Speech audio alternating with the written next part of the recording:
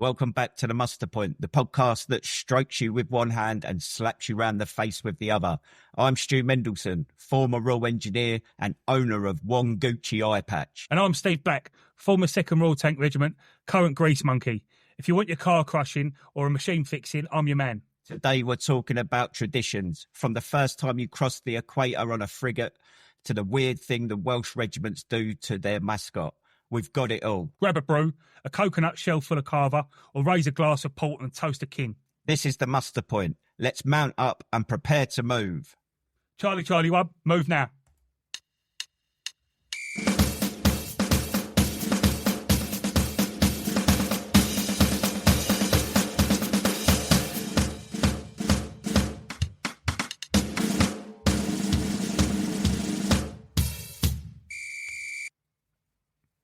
Hello, Steve. Hello, Stuart. How are you doing? I'm tired, fed up, miserable. No change. No change. Are you going to? It's been busy, though, isn't it? We've had a lot going on recently, and we have indeed. I had a little breakdown last weekend, didn't I? Which I shared with you and Chizard and that yesterday, and everyone else. And everyone else. I went a bit mad last weekend. It all got a bit too much for me. Passion. Yeah, definitely. But I don't know. I just keep trying, I guess. I think you got to realise, mate, that not everyone else cares as much as you. Well, this is the thing. Not everyone should. Not every. Well, I'm trying to think of the words, but not. It'd be ignorant of me to think that everyone else should share the same passion for veterans, isn't it? Like, but I'm sort of falling back into that mindset of there's a lot of words, but words don't mean action. But it's early days. I know there's a lot to do, but like I said to you many times, don't let it get to you, mate. I've got ADHD, mate. That's what I want everything fucking now. I'm a recovering addict. Give it to me. Fucking give it to me. But yeah, and this, so we had a few issues with the recording of this episode. So we're recording it again. It should have gone out a couple of weeks. I know people have been missing it. So I particularly am readjusting, refocusing. So hopefully we should be back on board with the Muster Point podcast. Well, I think the last 2 or 3 episodes, like we haven't got the sound right and things like that, because we've done it remotely, but we think we've cracked it now. We think my laptop was interfering with everything. Yeah. So it was your laptop's turn this time. Remember the other month when it was my one? Yeah. So yours was nicely glued together. Yeah. So fingers crossed it's all hunky-dory now. And so we're going to cover, so I know particularly with the news, we're going to cover some stuff which is probably a bit old now, but I still think it's funny shit. Well, no, actually, the stuff that's on the news, a couple of things I put on there is actually new. Oh, nice. I brought it backwards. Oh, right, it was going to be on the next episode, but I've just brought it back. So and some of the stuff that was there. Yeah, I know. I'll get good at this stuff. Right, so what I know vitally important is you went to Jay Cartwright's annual graveside thing, didn't you? Yes, which was probably a few weeks ago now. Yeah, it was on the 6th. No, the 14th. He died on the 16th. On the 14th of June, which was a Saturday, a load of us went out and had a good drink up at his grave, and then went out for a couple of beers after, and a couple of a bit of bratwurst and mit poms. Bratwurst mit poms. Yeah, that was good. Was there any buxom ladies in lederhosen? Nah, there weren't. But apparently the building, this was in a pub in London Bridge, a German pub. Okay. Apparently it was haunted. And I said to the woman, like, why is it haunted? Because it was an old grain storage place. And she said, apparently in the First World War, it's where the British used to torture the Germans. I said, I don't know about that, but... You just don't want to believe it. No, I can't imagine them bringing all the way back to London Bridge to do it. Surely it'd been in the Tower of London. Yeah. If I was going to do it, but... Yeah. So if you were a British soldier, if you were Steve in 1942 and you were in, like, I don't know, based in the UK looking after German prisoners of war, would you have tortured them? Depends what they did. Depends who they were, to be fair. If they was ginger, yes. Yeah. You got the MSS boys, they're nasty people, aren't they? You know, their ideology is just different to the rest of the German army. I think I'd struggle to be nice to them. I'm saying that. I don't think I would torture them. I wouldn't be nice to them, though. It's quite a salient point at the moment, isn't it, with the historic prosecutions of troops? Yeah. I know. I think on the what did I say? The 14th of July, which is next Monday, there's one of these marches leading up to Parliament Square in front of the Houses of Parliament. It's not classed as a protest. It's just classed as a show of strength in regards, because I believe later on that day they're debating this historic prosecution of soldiers, particularly the SAS has been pretty prevalent in the news. So we'll see what comes of that. Funny enough, I see a little article the other day. There was a British soldier, a very young lad, was killed by the Taliban. I forgot his name now. He was a Scottish soldier. And he basically left his patrol base on his own. Got caught and mutilated. Was that when we were there? No, I think this was a couple of years after. But this ties in with that Marine that executed someone, because I didn't know that. So basically, the whole battle group was crashed out to find him. There was contacts all over the place. And then from what I gather, that when that Marine did what he did and it was filmed, that was the same time. So they're looking for this soldier. They found a Taliban, he's dying, but he's put him out of his misery, right or wrong. But I'm just saying, like, the frustration and the anger of these British soldiers and Marines. Obviously, there's rules of engagement. There's a line, isn't there, between sort of some squaddy that's off his head, just wanting to kill people, but there's the other side where there's these like armchair lawyers that are saying, in hindsight, if like that incident with the Met copper in London, and they're all analysing the footage, like video footage afterwards, and it's like, he should have done this and he should have done that, and it's like, it's quite easy to say that from the comfort of your armchair, but when you're on the ground in that situation, like we heard it. Was it 13, 14 years ago? You had the London riots, and I won't say his name, but friends of mine were friends of his, and he was a bit like a Robin Hood, if you like. He was a gangster, a thief, but he looked after his community. So no one went without. He looked after the elderly. Doesn't make it right, but you live by the sword, you die by the sword, unfortunately. And the coppers ain't going to. If they think you've got a gun, then I think they're well in their right to. Yeah, exactly. They do. Fucking damn right. It's not quite like America, but in America, they're fearing for their life because everyone's got a gun. Yeah, exactly. Potentially has a gun. And So interestingly, you said London, because obviously we're recording today on 7/7, so it's the 20th anniversary of the London bombings. Do you remember where you were when it happened? I was on Salisbury Plain. It was an exercise. They stopped the exercise to tell everyone. Yeah. So I was in Phase 2 basic training, like Royal Engineer Combat Engineer training, and we were doing some sort of, I don't know, probably practicing building a shitter or a shower, and the DS stopped it and said, "This is what's happened." And I remember thinking, my mum and dad, because my mum and dad lived in Stevenage at the time, and they were meant to be meeting my sister in London, so I was like, "Fuck!"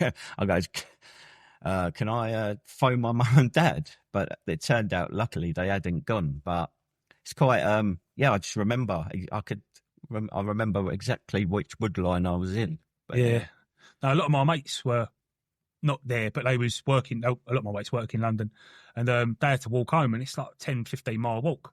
There was no transport. They just stopped all the transport, and obviously the cabs were just flat out, so they just had to walk home. Yeah, mad, isn't it? Yeah. Yeah. So, sorry, did you speak about you've done the Jay Cartwright's thing? So every year a load of us meet at Jay Cartwright's. We always meet on the day he died, which is the 16th. But over the years that's dwindled a little bit because people just can't commit to it. This year I think it was a Monday or a Tuesday. But anyway, so we met on the Saturday, and we've said like it'll always be the Saturday before now. One of my old troop leaders, Greg Hall, he come along. I haven't seen him since I was in the army. He was a proper top troop leader. He weren't like an officer. He was just like one of the lads, quite posh, but he was all right. Yeah, he was my commander when I was a warrior driver, and he insisted that we weren't a warrior, we was a pirate ship. And I wasn't the driver, I was the helmsman. and it weren't left. It wasn't left or right. It was starboard and port, and and I had to go. Fair play to him. Yeah, and we'd just had a laugh driving around Basra, avoiding IEDs. But but the Irish was guard, you driving or sailing? well, so yeah, sailing. Yeah, I'll get slapped for that.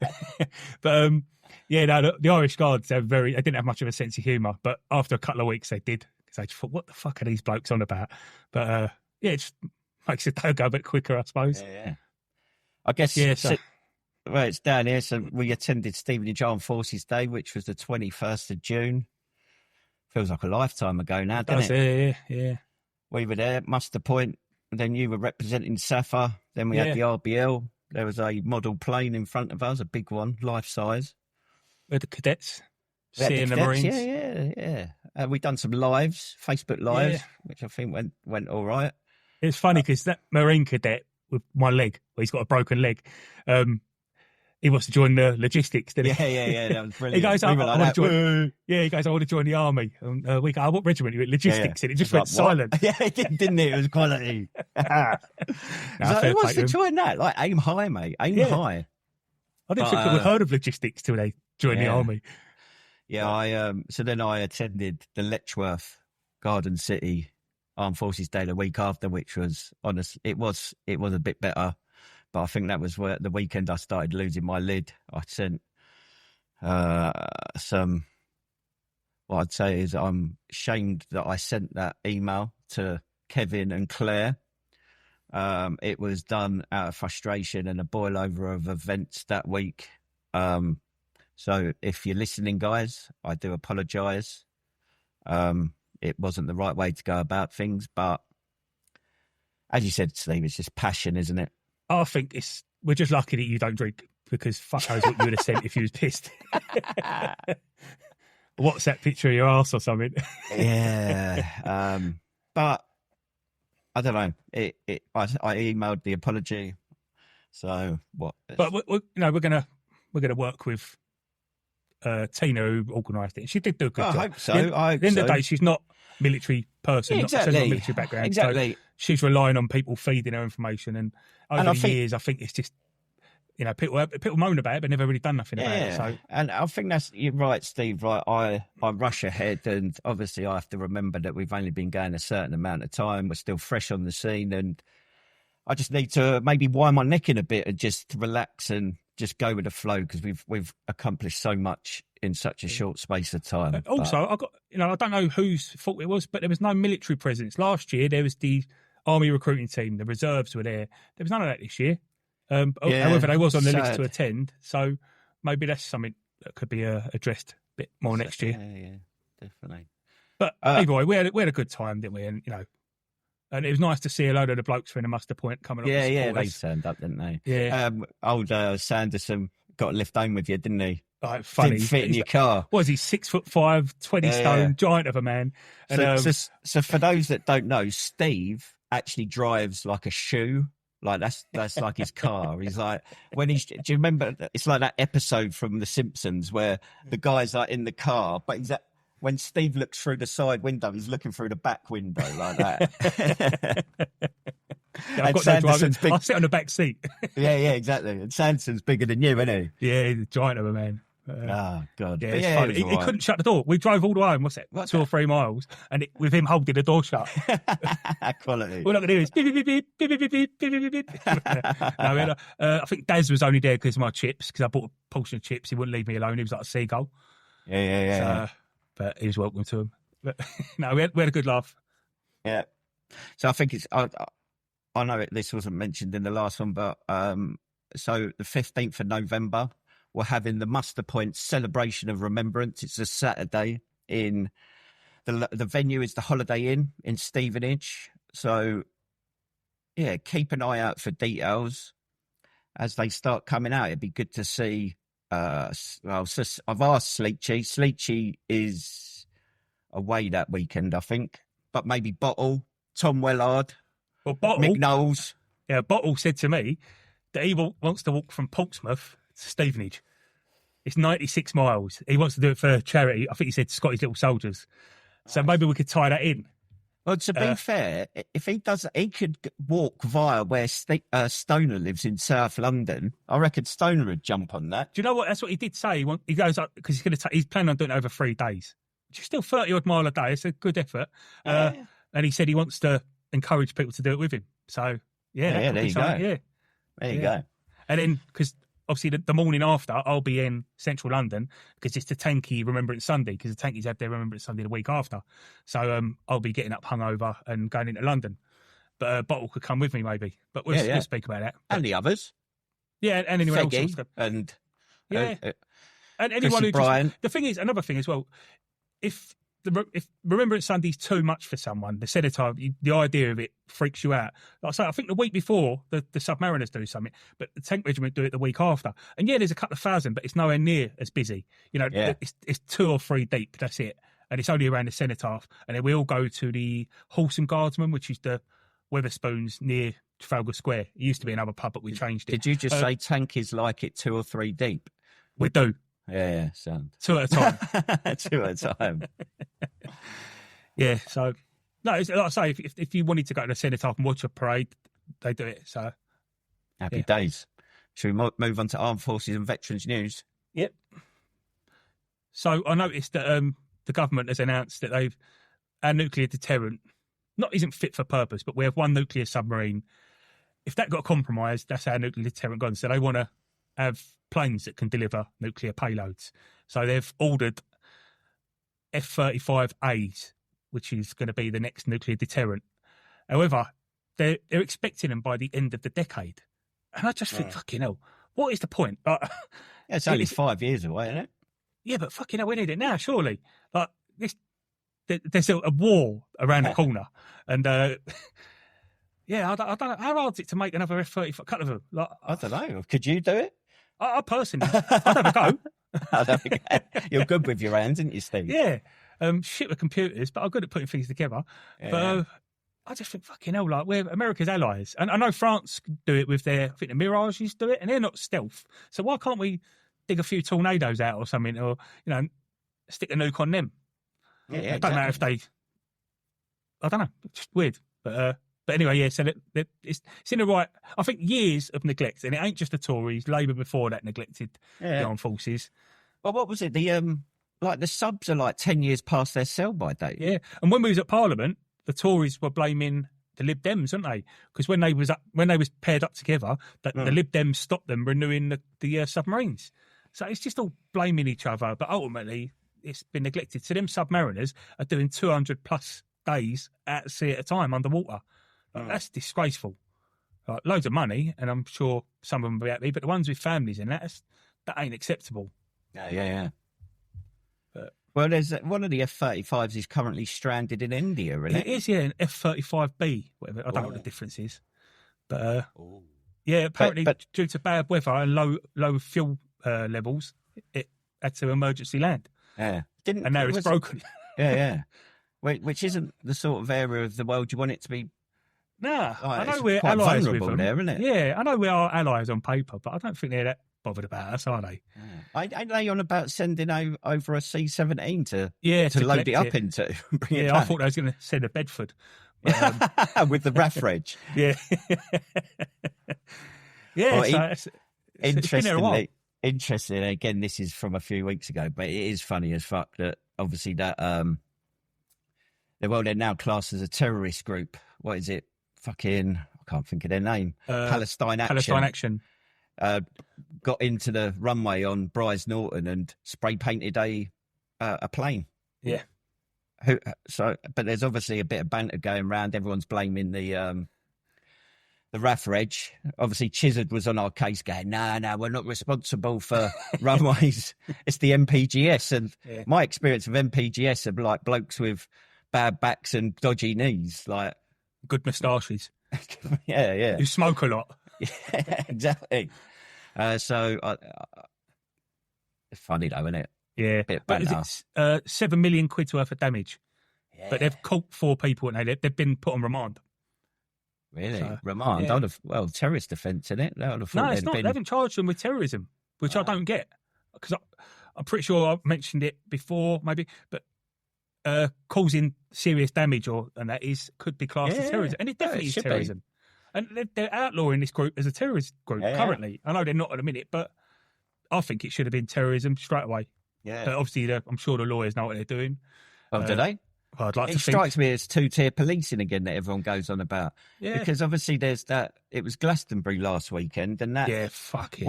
Whatever his name was, like calling for death on the IDF or whoever. Yeah. But yeah, there's that like middle-aged single mum languishing in prison because she shared some stuff on Facebook. Like, yeah, I know it was wrong what she did, but she wasn't inciting hatred. She just said, was it something along the lines of burn all the hotels with a minute for all I care. Not go and burn it. Fair enough. Like that's unacceptable language, I think. Yeah, like fucking a guy that's broadcasting and performing in front of the entire world because it was broadcast on BBC. That's all right. I know. Again, like nothing's happened. I know there is a criminal investigation. But fucking getting banged up. Yeah, America have cancelled these visas. I think the EU have cancelled all these visas and stuff. So they're doing a lot more than we are. But they should be straight away it's inciting hatred. Yeah, exactly. Which is wrong on every level. Like no matter who you are. Yeah. But I think it's just one of these punk sort of. Well, that's all right then, isn't it? Yeah, anarchist fucking idiots. But his music's shit. So yeah. To be fair, singing that song about you want your country back. Fuck you. What a load of shit. But it's the people singing along to it. I think, you're fucking idiots. Yeah. But these people, I say they're idiots, they're probably not. They're probably all fucking doctors and fucking teachers. Fucking idiots. Yeah. I hope they don't listen to this. And if you do, phone in. We want a piece of you. Yeah. What other news we had? Is that it? Is that it for the news? That's about it, yeah. All right, go on to the listener sit rep, Steve. We're keeping it tight today. Yeah. So we had a bloke called Paul. Never heard from him before, but nice bloke. He said he sent in a job in Hertfordshire. I think it was in Ware. Yeah, it was Where? Ware. For those who don't know, there's a place called Ware, W-A-R-E. Yeah. But it was something in like Hertfordshire. Yeah, I've got it written down. I'll bring it to the Breakfast Club. But so what's the job? It was something like moving fine art or something like that. Yeah. For those of you that don't know or have never been to Ware, that is the sort of job I could imagine going on in Ware. Like, it's that sort of vibe, innit? Yeah. Have you been? You must have been there, Steve. Yeah. So we've got no, like, we like accuracy and details on this podcast, and we've got no details. All we know is it's I have. Right. No, I've got details, but it's pointless sharing it on here. But that was on a website called civvyjobs.com. Okay. That's CIVVY jobs.com. And I had a quick look, and there's loads of jobs on there. And is there? Yeah, so it's worth looking. And also, if anyone has used them before, he said he hasn't. He's just come across it and wanted to share it. Which I think fair play. But if anyone... he sounds like a weird bloke wanking over job adverts. He loves it. Probably Raff Reg. No, if anyone's used Civic Jobs, please let us know. But I'll say it's a nice website. It looks like a military-themed website. They all do, don't they, when they jump on the old bandwagon? But I'd like to know if they're really good. Yeah. A bloke called Sailor Ben, we've had him before a long time ago. He's not a civvy no more. He's in full-time employment. He's finished his probation. Is this the guy that last time we heard from him, he was transitioning, wasn't he? Yes, from the military, not any other way. Oh, right, okay. Yeah. We just need to clarify that in 2025, don't we? Yeah. But he got help. He said his resettlement through the armed forces was crap. But Mawson's talent helped with his resettlement. He said they'd done one-to-one interviews on Zoom or Teams, whatever, helped with his CV, interview techniques, and recruiting. And they have permanent, contract jobs. They have a good website as well. But I think they do a lot of training as well. So give them a look. And that's Mawson's talent. Yeah. If you're getting out, look at because they're offering free advice at the end of the day. I know the CV writing course is all right. What I did, it was okay. I thought it was brilliant.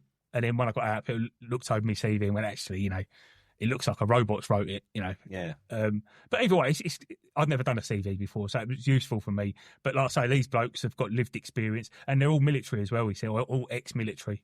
Yeah. So. Nice. Yeah. I had something something came in or someone raised the question, because obviously, I don't know if you've seen in the media lately that Keir Starmer, and they announced that the Armed Forces Covenant is coming into law fully. And I got asked like what this means. And in reality, it means nothing at the moment, because all they discussed in Parliament the extension of the Armed Forces Act. So the Armed Forces Act has to be renewed every 5 years, and with the possibility of an extension for a year. So they have to go through the due process. It's just a formality. They have to discuss it in Parliament. Yeah, we're going to extend it for a year. So the Armed Forces Act 2026 has to have royal ascension, which means it gets passed into law by December 2026. So everything that you've been hearing in the media, nothing's going to change to at the earliest January 2027. And I just want to make that clear, because a lot of the stuff that comes out on Facebook by the RBL and the press releases, it seems to me, it gives the image that, right, as of today, everything's in law. That's not the case. That's not the case at all. All they've done is agreed to the extension, and we should see some change in January 2027. But should. There's already laws that are missed out, like the housing and all that sort of stuff.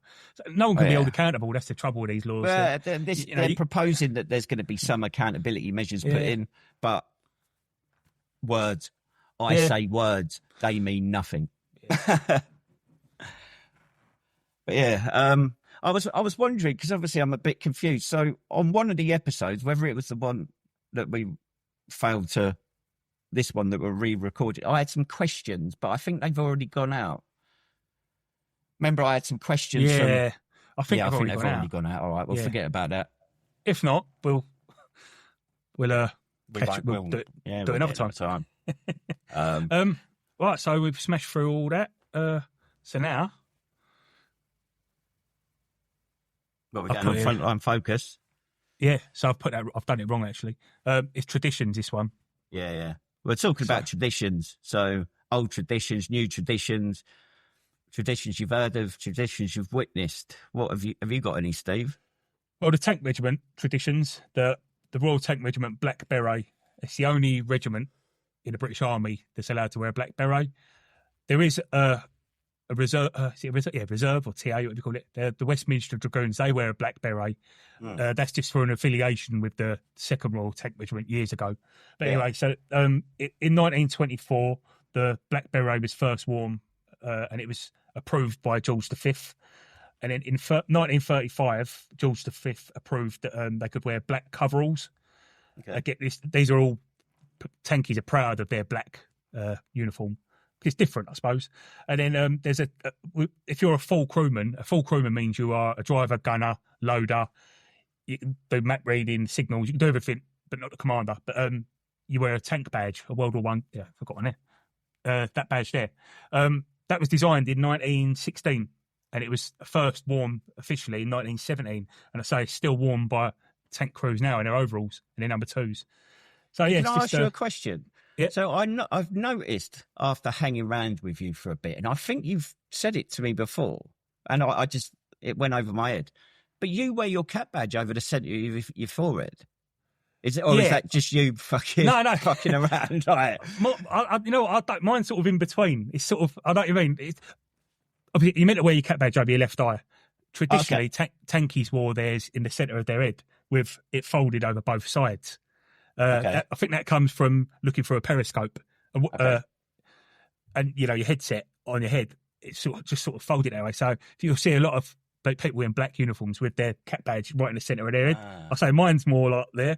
Yeah. Because that's the thing. I was like, should I pick him up on that? Yeah, does he just look like a dickhead? Or... so it is a thing, but I'm hearing that it's sort of been phased out, as it were. It has, and it comes back every now and again, but I think it's pretty much gone now, to be quite honest. Now you have your cap badge there. You got to wear a flat cap. An airborne. Yeah. Like an airborne god. Yeah, I see a picture the other day. I'll tell you, it was Russ from Military Veterans Football Club was sending me. I was talking to him a lot the other day, and he's sending me some funny picture. Well, not funny, but I was like, look at the state of their berries. It was the rifles. I don't know what battalion, but some of their cap badges are literally like the side of their head. And I thought, they think it's alley, don't they? Yeah, Gucci as fuck. The trouble is, their sergeant majors probably think it's cool as well. Yeah. But yeah, I just, for me, you wear the cat badge on the front of your head because you want people to see your cat badge. Like, if you've got it on the side of your head and you're in a rifle, you're just a green beret. Could be anyone. So, yeah, I don't know. I had the one just come to my head. Do you know? Obviously, the Navy salute with their palms down, didn't they? Do you know why that is? Because something to do with dirty hands. Yeah, dirty palms, didn't they? Because of the working on a ship, I guess. But yeah, I don't get that because the army are known as pongos because we stink and we're always dirty. So yeah. I don't think it was. I did. I mean, when we first recorded this, I think I looked into it a bit more, but I've forgotten. But it wasn't always the case. It sort of like when the Navy was first formed, that wasn't the case. It sort of came in slightly afterwards. When like films like Master and Commander and old films, they sort of just do that, like more like a little just tap on the head. Yeah. But I think that's where I think that was like the original salute, wasn't it? Like because I've also heard that it's set to do with the knight's visor, to lift the visor to show your face. I don't think anyone really knows the origin of it. When you Google it, you get such mixed answers. I think I mentioned last time about what's it called? The old mess do's. So like things like you had the bottle of port, so it had to always be passed to the left. The bottle could never leave the table, even when you were pouring it. And it's in the engineers and possibly other regiments, the port bottle was put in some sort of case, so you couldn't see how much was left. And the person that poured the last drop was then responsible for getting the next bottle of port in. But other weird traditions in mess do's were, so there was like someone called Mr. Vice, who was like the master of ceremonies, and you couldn't get up to go for a piss until he said it was okay, and that included the wives and girlfriends that were in the mess do. Otherwise, you'd get fined and fined. Yeah, I'm fucking losing my mind. But like the amount of wives that would be like, "Nah, fuck this, I'm going for a piss," and their husband would end up getting in the shit for it. I also remember one I had from last time, the VC. So even the king has to salute the VC.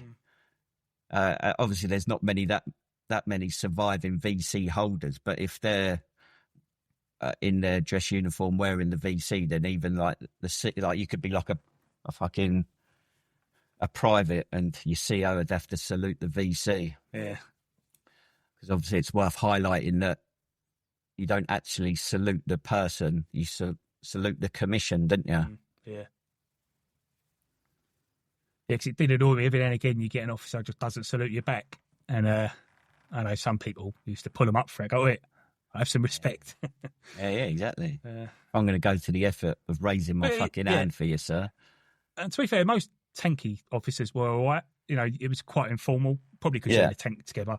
But I know, working with other regiments, some of their officers were really up their own arses. Yeah. So. Obviously, there seems to be, it's becoming a new tradition of the RAF Reg not being able to protect runways. Obviously, there was the Battle of Bastion. Now there was the Battle of Brize Norton. So, yeah, what's the next one going to be, lads? Like, you need to get your acts together. Chizza, get a grip of them. Hey. You got any more, Steve? I can't remember what I had, to be fair. But I've got loads sent in. Go on then, read them out. So, Nijmegen Platoon, Grenadier Guards, which I always hear that at the Trooping of the Colour. I always hear Nijmegen Platoon. I asked the Phantom Bearskin, and he said it's where the new lads go, basically. It's a traditional ceremonial platoon or company, I can't remember now.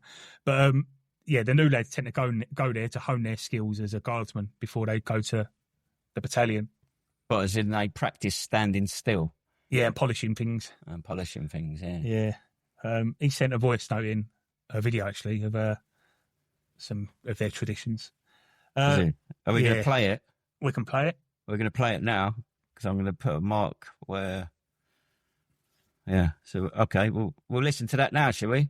Yeah. So, Phantom Bearskin, the Grenadier Guards must have some unusual, weird and unique traditions. Would you mind sharing some of them with us? Yeah, there's some bizarre ones. But, God, Christ almighty ours, yeah. I think this is the one, the third battalion that used to be the incoming company, which used to be the third battalion. I think it's left over from their time on ship or whatever. The senior guardsman's allowed to grow a rat's tail, but it's got to be dipped in tar and kept to a certain length. What else? Yeah, you know the one about not saying yes. You're not allowed to say yes as a grenadier.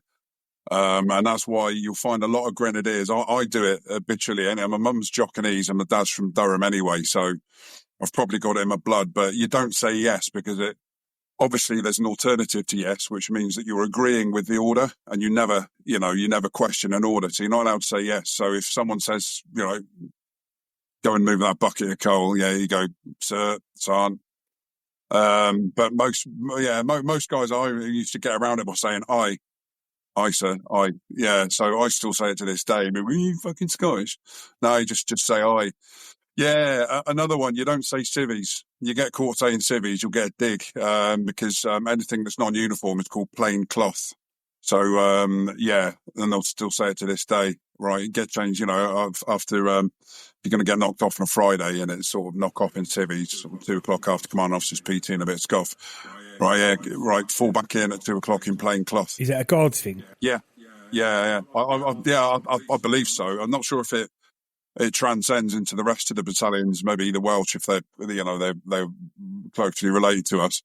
But yeah, the plain cloth thing. Right almighty. Yeah, it got me thinking now. We've just had trooping in a colour. Have you got any funny traditions, or what's it like before then? Yeah, well, yeah. You're not supposed to drink the night before. I think everyone does. Yeah, we do it exactly the same as any other duties, particularly the cenotaph, because you stood there a fucking long time. One changed arms like every half hour. And I don't think I've done, well, I did a couple. I've never been sober on either of them. And changed guard mounting as well.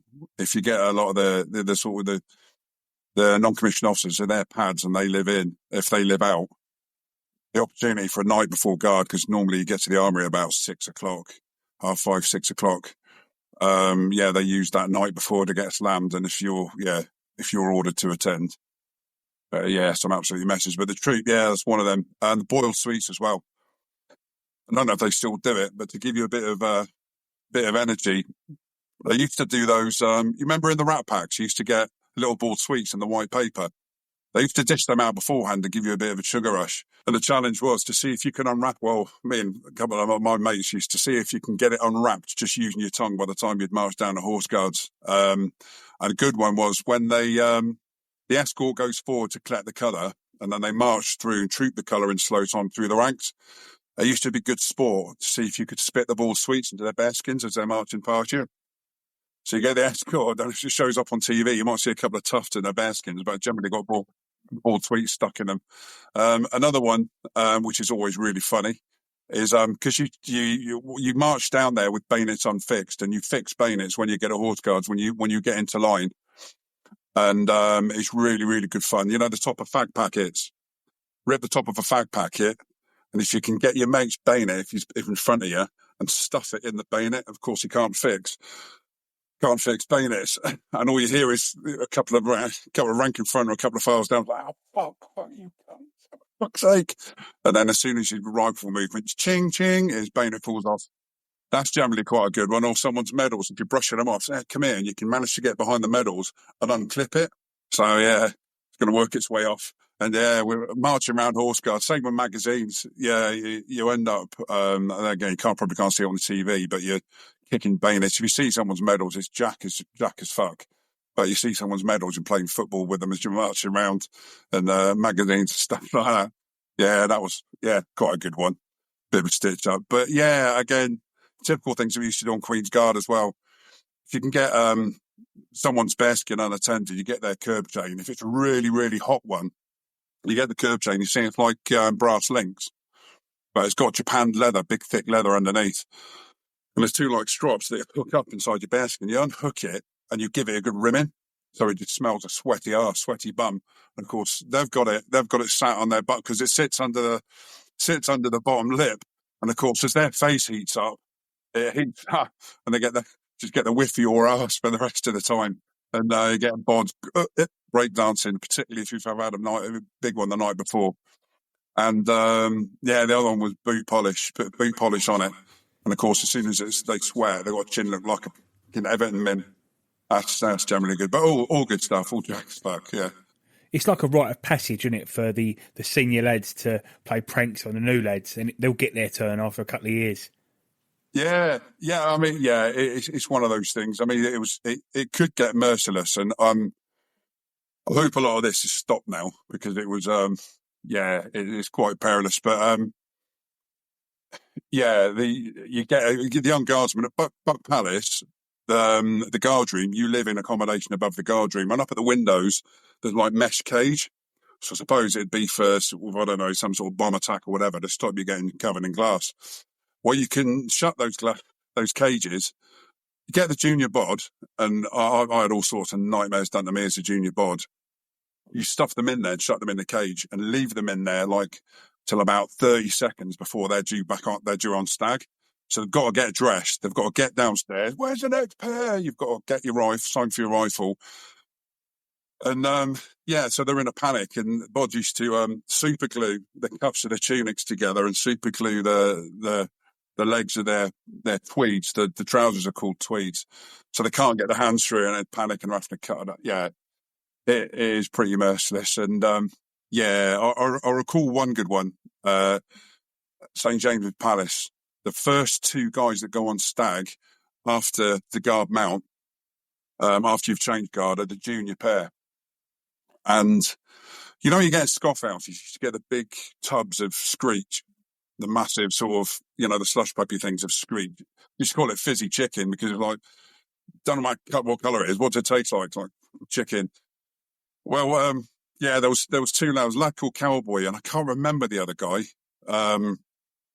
But anyway, senior bod bullying. I hope this finished to this sort of these days.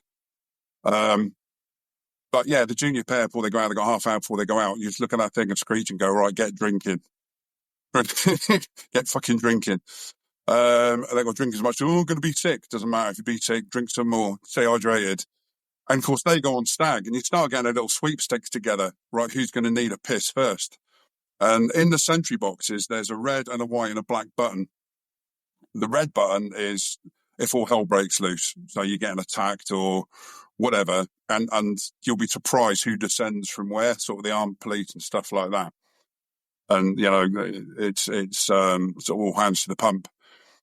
The white button is for when, say it's when the king's in, when the monarch's in, and it's raining, you dress back into the boxes. And the way you communicate with each other, a salute, you just stand at attention because obviously you start jabbing things with a bayonet in the box. And two buzzes, there's a senior bod who's on the right-hand box or the left-hand box as you look at them. They have to say, dress back out, come back out, stop raining or dress back out. And then the black button is if it's in case anyone's bothering you or you're sick or whatever, something goes wrong and you want to speak to the guard room, you buzz the guard room and the lance corporal who's on duty will come out and see what's up. So you're in the guard room like that. Right, who's going to need a piss first? I reckon it's going to be 6 folks. No, 7 posts. Right, we've got 3 fags, 3 Lambert and Butler that says it's going to be blah, blah, blah. Half an hour. Right, 6 posts. Sort of 5 minutes later. Poor sod's obviously busting for a piss. And there's nothing from the other box. Right, what's the crack here then? Been out there an hour and a half now and he hasn't pressed the buttons. Right, anyway, the lance corporal goes out and relieves them. They come back in. And this lad just sprints into St. James's Palace garden, flings his bearskin off, drops his gat. He doesn't give a shit. But popping buttons off, just busting for a piss. He managed to hold it in. The other guy just strolls in, nonchalantly. Don't you need a piss, mate? Not anymore, mate. He just slammed himself. I knew no one was going to come and get me, so fuck yeah. And he just pissed himself. Good lad. That's quite a good one. Or cutlery. Yeah, cutlery and people bayonet frogs. When you march out St. James's Palace in single file, first free halt on the right, which has got the right-hand man, second next to you, walking out. You go from the high port, shoulder arms, dress off, stand at ease. Yeah, well, just before they march out, because once you marched out, that's it, you're in front of all the tourists. You grab them, and you're shoving cutlery down the back of their belt and spooning the bayonet frog. So when you get inspected, all you hear behind you is, sake, ching, ching, ching, ching. Getting rid of cutlery. That's always a winner. And That's the sort of tradition you're on about. Mate, that's exactly what I was on about. Thank you so much, Phantom Bearskin. We'll definitely hear from you again. Cheers, mate. And that was the Phantom Bearskin. It's becoming a regular feature. Yeah, he's a funny bloke. He's a very interesting bloke. I had a chat with him for about an hour and a half a little while ago, and we had a laugh. Very like-minded. Oh, yeah. Yeah, he's had a eventful life. He's a cadet instructor, isn't he? Yes, combined cadet force instructor. He was out when we was doing our armed forces weekend. I think he was out. Yeah, because it was scorching hot, wasn't it? And he was out on the. Oh yeah, that was it. I think he was on Salisbury Plain. I think because he was on Balford Ranges at one point. But, he said his body was falling apart. Yeah, like doing his the RTR return fire thing. Like take I'm cover. up, I'm running, I'm down, I'm up, I'm return down, fire, take I'm cover, still down. return appropriate fire, I think. Yeah. But no, proper funny bloke. But so thanks for that. Dog, my brother-in-law. He said the Fast Jet Boys. Oh, you've got to do the little intro for him. Doggy. We'll go on. Snoop, diggy, dog. He never worked on fast jets. He was helicopters. I think he mainly Merlin. But he said there was plenty of stories. He said that new lads got locked in the cockpit, and the only way they was allowed out was if they raised their left hand and showed the sticky spider's web. And they basically had to have a wank whilst everyone watches them while they're in the cockpit. Yeah. Typical RAF, that. Yeah, I'm sure the referee had to do that. Feggy. So Feggy said stickies and beer. I'm not sure if that was an army thing. That was definitely a Second Royal Tank Regiment thing. It was just forbidden. And if you got caught with a chocolate bar and a beer, there was always what was the punishment? What's the punishment? Well, you had a kangaroo court, and then the senior person always found you guilty. But then you ended up with your dick being whipped with a beer-soaked knotted bootlace. And well, I remember because you still abide by this little I can't do tradition, it. and your missus carries around a bootlace. She does. She's got a bike chain. Yes, Mrs. Black. I've been out on a piece with my army mates, and it don't bother them no more. I just can't do it. I was scarred. But then when I was about 17, I got done by it. My loader Paul took me down the bar, bought me a pint, and because in the bar they'd sell chocolate bars to catch people out. And do you want a Mars bar? Oh, cheers, Paul. Yeah. As soon as I bit it, get your knob out. What? Yeah. And they got lynched. Take shoelaces out. Come on. So then after that, I wore loafers. God. Paul the Sailor, we've spoke about this before, but crossing the line, which was when you go across the equator. There's a name for it, isn't it? Trident. Well, he said for the first time for all sailors involved, a mocked initiation ceremony where someone dresses like King Neptune and everyone else looks like something from the sea. The sailors get dunked upside down in a mock-up paddling pool, and normally force-fed rum, and it's hundreds of years old tradition. Yeah, I'll say that documentary, that series they done, Warship, I think it is. You see it on there, and it's fucking brilliant. They all got involved though, didn't they? Yeah, it was mental, from the captain of the ship down to the whatever ranks they are, I don't know, seaman. Seaman Staines. Yeah. Creasy sent in I don't know why, because he's a tanky, but he's got a soft spot for the King's Royal Hussars. He said, this is a tradition for the King's Royal Hussars, but it comes from the amalgamation of loads of regiments over the years. So when they first become mechanised, when they went from donkeys to armoured vehicles, they had a brown beret, which they still wear now, but they didn't wear a cap badge because they was only issued one cap badge at the time. And because they're cavalry, they have a ceremonial uniform that was on there. They kept the cap badge on their forage cap, so they didn't wear cap badges at the time. That's probably in between the First and the Second World War. They wear pink trousers, which I'm pretty sure they don't call pink, but salmon. They was gifted to them by His Royal Highness Prince Albert because they escorted him on his wedding day, and he later became their colonel in chief. They wear a crossed Gurkha's cookery badge, and that was given to them by the Gurkhas when they fought together in Italy in the Second World War. And the Gurkhas wear a Prussian eagle on their sleeves, which was a gift from the King's Royal Hussars. That was the one we brought up, the Gurkha cookery, wasn't it? Like the tradition. Although, again, it's probably what you said, Steve, like, is it actually true? Where if they draw their kukri, which is like a bladed weapon. Then they have to draw blood. Like a curved machete, isn't it? Yeah. You also mentioned Prince Albert there. I think I mentioned last time that I had a Prince Albert. I didn't get gifted any salmon trousers, but I got some metal through my penis, which was interesting. When I was at Bovington doing my phase 2, one of the Queen's Royal Hussars lads could have done with some pink trousers because he got his done when he was out in the piss. And they probably tell you not to drink because it thins your blood. Yeah. He had white or cream jeans when that was a thing, and it bled. Yeah, it was disgusting. Like I say, he could have done with pink trousers to hide that. But I actually went, because I got mine done in a tattoo studio. I went in there for a tattoo and they said, no, you're going to have to book it in so we can plan and everything. I was like, oh, okay. I'll have my dick pierced then, please. And he put some numbing spray on it. So it didn't hurt, but you could sort of hear and feel the crunch as it went through. Yeah. Oh, to be young again, eh? Yeah. Oh, to be young. Have you not got it no more? No, I took it out after a month because... they give me some certain things that I shouldn't do within the first 4 to 6 weeks, and I'd done them, and it was like pissing razor blades, and so I just thought I'd take it out. I've had my fun with it, so yeah.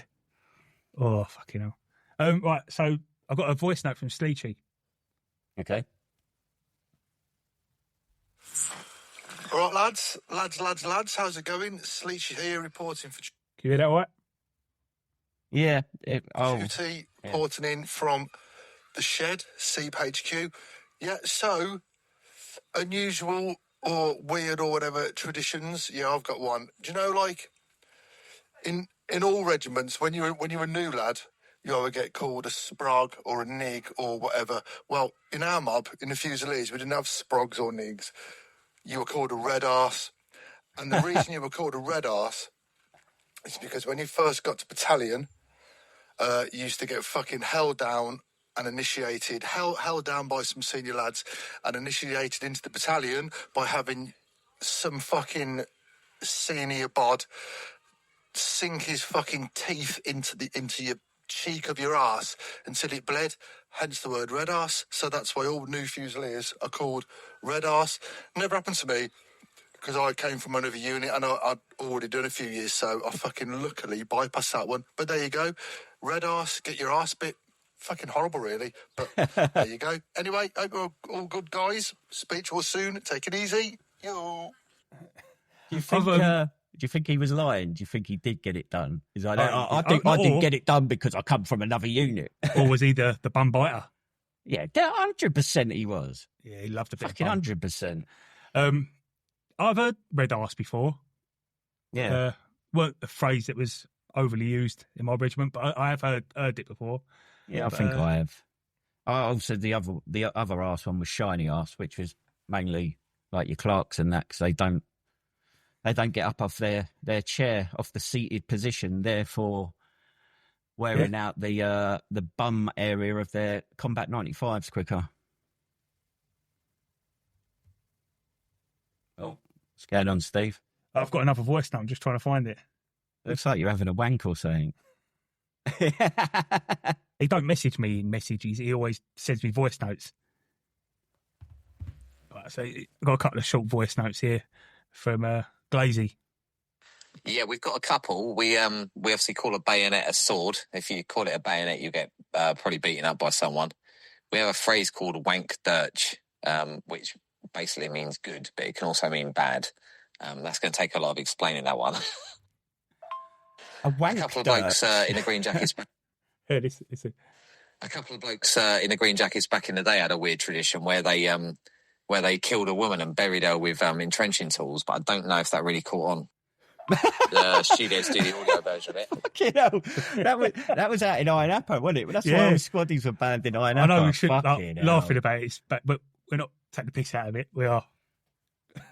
Well, dark sense of humour. I think we're laughing at the fact that it didn't become a tradition, which is a good thing. Yeah. But as we said earlier on, there's always psychopaths somewhere, and I don't think they just killed it though, did they? I think they did other things before. Yeah. It wasn't a good look for the British Army, was it? No. Yeah, that was the Green Jackets, though. I think he was 2nd Battalion. I think they become four rifles. Yeah. But all those rifle, Green Jackets, light infantry, they're all fucking horrible bastards, aren't they? But them ones, like Glazy, 4 rifles or 2 RGJ, they were the scruffiest people. They was proud of being scruffy. Like their sideburns were like right down there. They just looked like a bag of shit. Like, yeah. But they was proud about that. That was part of their tradition. And he was saying when they become 4 rifles, because they amalgamated with other regiments, got moved into them, that sort of went away. He said like full screws were getting pulled up for their appearance, which don't normally happen. When you get to full screw, you're normally presentable. But yeah, he said he had enough of it by that point. So that's one of the reasons he got out. But nice. Yeah. No, good luck. That was good lads, though. I was with them in Iraq, and I got on well with them. And they're from the southeast as well, so a lot of 2 RTR from the southeast. So we just got on well. It's nice having people with the same accent. Yeah. Well, this is the thing. I think my squadron was from North Yorkshire, and I was like one of the few Southerners. And in Afghan, we was on a patrol, and we ended up meeting up with a platoon of Anglians and walking into this compound, and they're all from like Essex and that, and it's like, fucking hell. Yes, boys. Yeah. Well, the only other thing I've been sent in is Bottle send in a little history lesson. I mentioned a little while ago I went to France, and the 4th Royal Tank Regiment got wiped out, and there's not much recognition from. Well, he let me know that the 3rd Royal Tank Regiment had a similar experience at Dunkirk, and again, there's no recognition of it. So he sent me a history lesson. All right. So let's have a listen to that. Hi boys, hope you're doing well. Your Armed Forces Day set up looked really good. Fair play to you. I spent all my Armed Forces Day tabbing around Chichester Harbour. I've done 50k. So Steve asked me to do something on 3 RTR. When I heard his piece about 4 RTR and the counter-attack at the Battle of Arses, I said, I messaged him and said, have you heard about 3 RTR in the siege of Calais in 1940 on the same day, or around about the same time as the big counter-attack? And he asked me to do a voice note, so I'm going to try my best. As we all know, speaking isn't my forte. So 3 RTR was supposed to be going to Normandy to meet with the 1st Heavy Armoured Brigade, which is where they were part of. But because of the situation in Calais, they got basically turned around mid-sailing to go to Calais. So a quick overview of the situation. Heinz Guderian, he's leading the German army, smashes through the French, and they get to the coast. Boulogne was the target, and that's where they got to. Now, this is bad because the Allies have been cut in 2. You've got the French to the south covering Paris, and you've got part of the French army, the bulk of the BEF, and the Belgian army holding this enclave around the channel ports of Calais, Boulogne, Dunkirk, and such like that. So 3 RTR was supposed to be going to Normandy to meet with the 1st Heavy Armoured Brigade, which is where they were part of. But because of the situation in Calais, they got basically turned around mid-sailing to go to Calais. So the troops left Dover while their tanks were in Southampton, and the troops arrived first. They arrived at 1 p.m.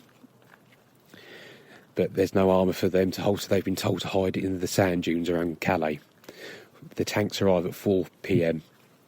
and they take a long time to take their tanks off because the port is under fire and it's under air attack. So at this point, they're waiting and waiting. There's a lot of to and fro with the port workers and the captain of the ship because he wants to leave with the tanks on. So one of the officers from 3 RTR pulls out a pistol and holds it to his head until all the tanks are unloaded. So 22nd, 3 RTR are finally set up. They've got 21 light tanks, 27 cruiser tanks. They're formed just outside Calais. They send out recce patrols to see what's going on, to see if the road to Gravelines is still open. So after a day of recce's, on the 22nd and 23rd, 3 RTR drive back a massive counter-attack from 4th Panzer, and they've got supporting guns too. They lose 12 tanks, but they drive off the Germans holding the lodgement. Later that night, 4 tanks try to clear the road to Gravelines. So they go driving through. The Germans think they're German tanks. They even allow them through their lines, through everything. It doesn't really hit the Germans that they're British tanks till about 2 hours later, and at that point they fire their way over a bridge, killing loads of Germans and getting to Gravelines. So all day on the 23rd, 3 RTR are fighting. They're doing blocking positions, holding the panzers off, and this is whittling down their numbers. So with the 4 tanks making it through, the British think the road is open, so they form up a huge convoy, because whilst all this is happening, food, supplies, ammunition are still going to Calais, and men are going back who aren't needed in the siege. So in Calais, a huge convoy is being set up to carry rations, food and ammunition. There's around 350,000 boxes of food and rations, and they need to get this to Dunkirk, where the British Army is trying to reconstitute itself. So they set off an RTR, the armoured protection, and they drive straight into 4th Panzer. Huge engagement, and the Germans have set up basically a screen of guns, and they fight the British. And we tried to get ourselves through, but it didn't work, and when an RTR had to fall back. Also on the 24th, RTR are trying to hold off 8th Panzer on the other side of the lodgement, and they're being hit by 88, and the British haven't got anything to answer it, so tanks are being knocked out, and they're doing suicidal charges head on. So by the 25th, RTR's only got 3 operational tanks left. They've basically wiped themselves out, doing suicidal charges against 4th and 8th Panzer. Most of the regiment is either injured, wounded, captured, and what remains fights as infantry inside Calais. Also on the 25th, the Germans send over for an officer to see Brigadier Nicholson, who is the commander of the Calais garrison. He says, "We will not surrender because this is our duty as British soldiers to fight on." On the night of the 25th, the Germans launch a huge attack with tanks, artillery and air power, and the British are pushing further and further into Calais. But on the 26th, everything's hopeless. They've ran out of ammunition and they're completely cut off. The last remnants of the garrison surrender. 3 RTR is basically wiped out, apart from the few men that made it back to Britain on those ships. 4,000 British prisoners were taken in the siege of Calais. Pretty much all of RTR as a regiment were captured. After the battle, the regiment was reconstituted and they were given all new tanks and colours. After that, and it would go on to fight in Africa, Greece, France and Germany until the end of the war. If the Calais garrison didn't hold on as long as they did, the Dunkirk lodgement couldn't have held, which means the British Army would have been effectively wiped out. 300,000 men would have been taken prisoner by the Germans. The sacrifice of 3 RTR and the other men of the Calais garrison should be more well known, because the bulk of the British Army that got away at Dunkirk formed the army that defeated Nazi Germany in Africa and in Europe. Nice. Well, yeah. There was talk about so we want to, maybe you can start factoring it in our guest segments. So we wanted Sleechy's soapbox, didn't we, where we can pose questions to Sleechy and his take and outlook on life. And you come up with another one, didn't you, Steve? About Bottle's history lessons. Yeah, we've got the stuttering historian. Yeah. It's funny because what he sent me, it's a 5 or 6 minute clip. Oh, we've listened to it, haven't we? Yeah, and I'm saying, but what I'm saying is he sent me that in about 20, I think it was 21 short voice notes. Yeah. Because he couldn't talk for more than 20 seconds at a time. That's what we want from him, isn't it? Yeah, but it'll be half hour then. But so he sent me all these, you can still see him. Have you got them all? Yeah, I've still got them all. No, but put them in your folder. I want to use them. But you can see the stutter on the graph when you're editing it. But I put all them together anyway, and it took me a while. But yeah, it's quite interesting. And again, you've got to remember, every tank regiment, there would have been an infantry battalion with that as well. So we need to get a bit more information there. Plus all the support units, the wedgeheads, the ref reg. Reg, yeah. Get involved. Get involved. But yeah, if anyone's got anything they want, he likes Second World War, but he could talk about anything. Or not, as the case may be. Oh yeah, but he'll do a bit of research and he'll let us know. So if anyone's got I think he said the Battle of Britain 85th anniversary is coming up, so he'll do something on that. But if anyone's got a battle they want him to talk about, and he's got quite a nice voice, yeah, let us know. As I say, with the Sleechy thing, anyone's got a question or a problem they want Sleechy to answer or solve, send it in. Yeah, sound. Right, Muckers remembered this week. It's a personal one for you, Steve, isn't it? Yeah, it is. So it's Nikki Scott, the wife of your mucker Lee Scott, because he died around this time, was it, Steve? Yeah, 10th of July 2009. So let's listen to Nikki's Muckers Remembered.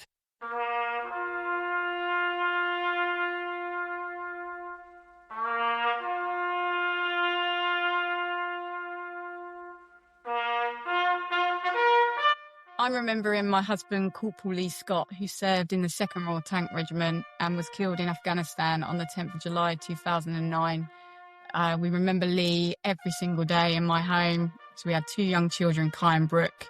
There's loads of stuff that we do to remember Lee. Obviously, we've set up a charity in his memory, Scotty's Little Soldiers, but also it's things like making sure the children know type of guy he was. Like often Brooke will look like him or pull a face like him, and me just saying, "God, you look like your dad," means so much to her. Kai will often talk about things that Lee used to like eating, point out yogurts in Tesco's. Like we still do all that stuff years on. I think it's really important in helping keeping his memory alive and helping him feel a presence in our house. I remarried and had another daughter, and her middle name is Lee after Lee. So there is he's a massive part of our life, even though he's no longer here physically with us. So yeah, today I'm remembering Corporal Lee Scott as we do every day. That was quite a fitting one, I think. Yeah. Yeah, she's a wonderful woman. You know, she's done amazing things. She's very humble about it as well. She doesn't take any credit for what she's done. Yeah. But so we've interviewed for the Beyond the Wire, haven't we? So yeah, we have. Yeah. Oh, I'm so confused. So technically, we're recording this on the 7th of July. Technically, Nikki's one's going to go out this Friday. Now, I'm hoping there could be a possibility I can get this one that we're doing now out before that. If it's so far, I think it's going to be tight. It's just about how I get the voice notes in, which shouldn't be too much of a problem. But we're good. We're tight. So maybe either you're going to hear Nikki's and Scotty's Beyond the Wire Friday, or you've already heard it and it was last week. But we'll see how it goes. Which leads us on to the Bravo Zulu shout out, which is Scotty's Little Soldiers, Steve. Yeah, well, Nikki lost her husband in 2009, and I think she said the support from her friends and the regiment was really good. So hats off to the 2nd Royal Tank Regiment at that point, because it was good. But she said she'd noticed that there just wasn't no support for the children, and that's where she had an idea of raising a bit of money to do something for the kids, and then it just seemed to spiral from there, really. And I think a lot of her friends, other wives got involved, other husbands, wives created a small group, and like I say, they come up with Scotty's Little Soldiers. And we joked in the interview, like the colours, because it's black and saffron. It's not yellow, it's saffron. But you got the ump about that, didn't you? I did, yeah. She called it sapphire. Precious. I know.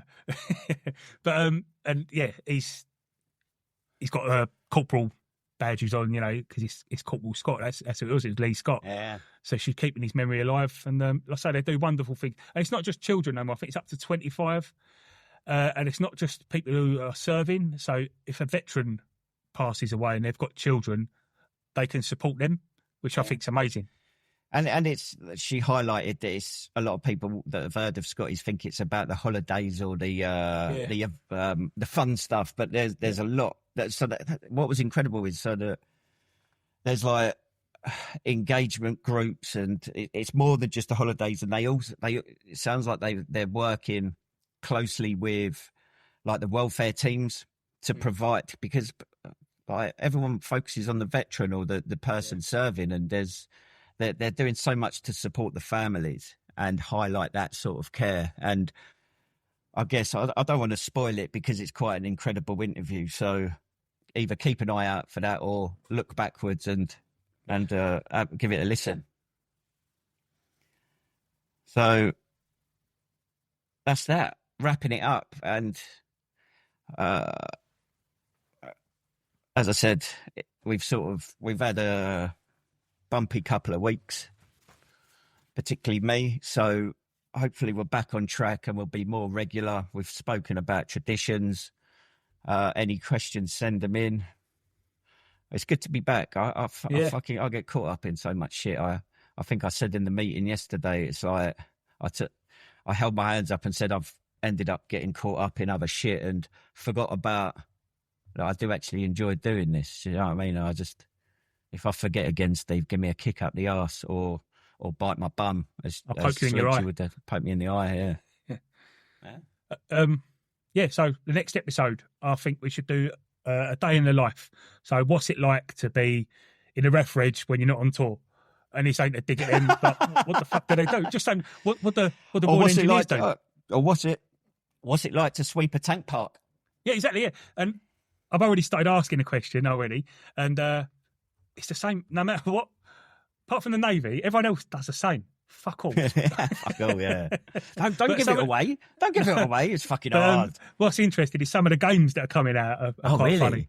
Yeah, like the tankies had off-ground Willy Bum tag. Yeah. But there's loads of games I've never heard of. So yeah, I need to look into it because the Royal Engineers had a card game called Euchre, and I think it was pretty specific to the Royal Engineers, and it was one of them. So I'll look into it, but I remember playing it, or because you had to learn how to play it, and it was like a bit of a game of skill because you worked in pairs. And I remember once I'd learned to play it, it was fucking amazing, really good. Yeah, it's like Shithead. I forgot how to play Shithead, but what a brilliant game that is. Yeah, exactly. Yeah, or was it free card bastard break we used to play as well? Okay, I don't know how to play that, but it was a good game though. Right then, that's some of the weird and wonderful traditions from you listeners and us. Thanks to everyone that got involved. Yeah, we really appreciate everything sent in. Please keep it coming, no matter what it is. We want to know what the average day's like for those that keep our great nation safe. From the early morning routine of a ship's cook to the days leading up to trooping of the colour for the household cavalry, let us know. Get in touch and let us know how boring your day actually was. Voice notes, DMs, or on a bluey. We're on Facebook at the Muster Point Veterans, X at the Muster Point, TikTok at the Muster Point, and YouTube at the Muster Point Veterans. Right then, stay safe, look out for your muckers, and stay hydrated. Until then, parade. Ladies, you cretin.